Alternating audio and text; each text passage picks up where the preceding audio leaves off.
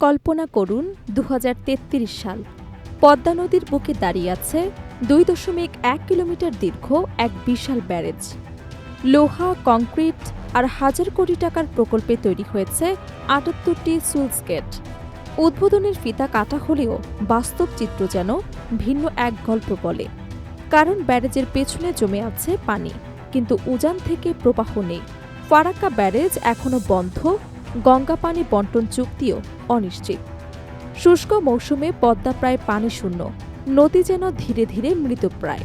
এই দৃশ্য কি কেবল কল্পনা, নাকি এটি ভবিষ্যতের এক কঠিন সতর্কবার্তা যা এখনই ভাবিয়ে তুলছে নদী বিশেষজ্ঞদের? পদ্মা ব্যারেজের ধারণা বহু দশকের পুরনো। বিভিন্ন সরকার ও উন্নয়ন পরিকল্পনায় এই প্রকল্প বারবার আলোচনায় এলেও বাস্তবায়ন থেমেছিল দীর্ঘদিন। অবশেষে ২০২৬ সালের ১৩ মে প্রকল্পটি অনুমোদন পায়। পরিকল্পনা অনুযায়ী রাজবাড়ীর পাংশা উপজেলায় পদ্মার উপর ২.১ কিলোমিটার দীর্ঘ মূল ব্যারেজ নির্মিত হবে। থাকবে ৭৮টি রেগুলেটর গেট, ১৩৬ কিলোমিটার নদী পুনরুদ্ধার কার্যক্রম এবং ১৩৩ মেগাওয়াট জলবিদ্যুৎ উৎপাদনের ব্যবস্থা।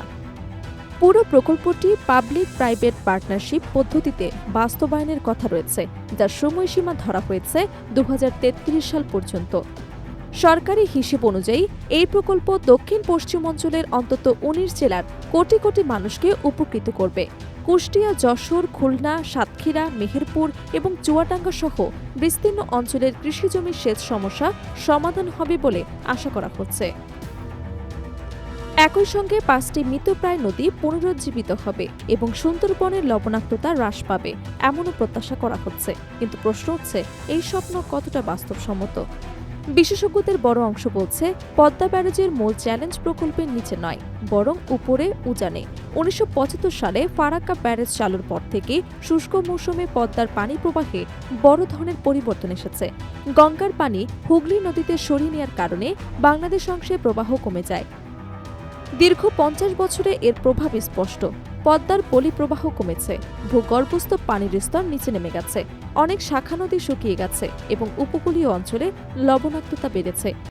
এই পরিস্থিতিতে মূল প্রশ্ন দাঁড়ায়, উজান থেকে পর্যাপ্ত পানি না এলে নিচে ব্যারেজ নির্মাণ কতটা কার্যকর হবে? নদী বিশেষজ্ঞদের মতে, প্রবাহ কম থাকলে ব্যারেজ এবং উল্টো প্রবাহ ফেলতে পারে। পানির গতি কমে গেলে পলি জমে নদীর তলদেশ উঁচু হতে পারে, ফলে বর্ষায় অল্প পানিতে বন্যার ঝুঁকি থাকবে। একই সঙ্গে উজানে ও ভাটিতে নতুন ভাঙন এবং জলাবদ্ধতার আশঙ্কাও তৈরি হতে পারে। আরেকটি বড় উদ্বেগ হল আন্তর্জাতিক পানি রাজনীতি।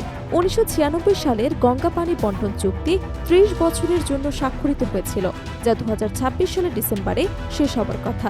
এই চুক্তির মাধ্যমে বাংলাদেশ নির্দিষ্ট সময়সূচি অনুযায়ী ন্যূনতম পানি পাওয়ার একটি কাঠামো পেয়েছিল, কিন্তু চুক্তি নবায়ন নিয়ে এখনও অনিশ্চয়তা রয়েছে। যদি এই কাঠামো ভেঙে যায়, তাহলে শুষ্ক মৌসুমে পদ্মার প্রবাহ আরও কমে যাওয়ার আশঙ্কা দেখা দেবে। এই অবস্থায় ব্যারেজ প্রকল্পকে কেউ কেউ উল্টো দিকের বিনিয়োগ হিসেবে দেখছেন। তাদের মতে, আগে আন্তর্জাতিক নদীর পানি নিশ্চিত করা না গেলে বিশাল অবকাঠামো নির্মাণ ঝুঁকিপূর্ণ হতে পারে, কারণ পানির উৎস না থাকলে ব্যারেজ কার্যত অকার্যকর হয়ে পড়বে। বিশেষজ্ঞরা আরও বলছেন, বাংলাদেশে ইতোমধ্যেই বহু নদীর মুখে স্লুইস গেট বা ছোট্ট বাঁধ রয়েছে, যেগুলো অনেক ক্ষেত্রে নদীর স্বাভাবিক প্রবাহ বাধাগ্রস্ত করছে। কিছু ক্ষেত্রে এসব বাঁধ অপসারণ করে নদী পুনরুজ্জীবিত করার নজির রয়েছে।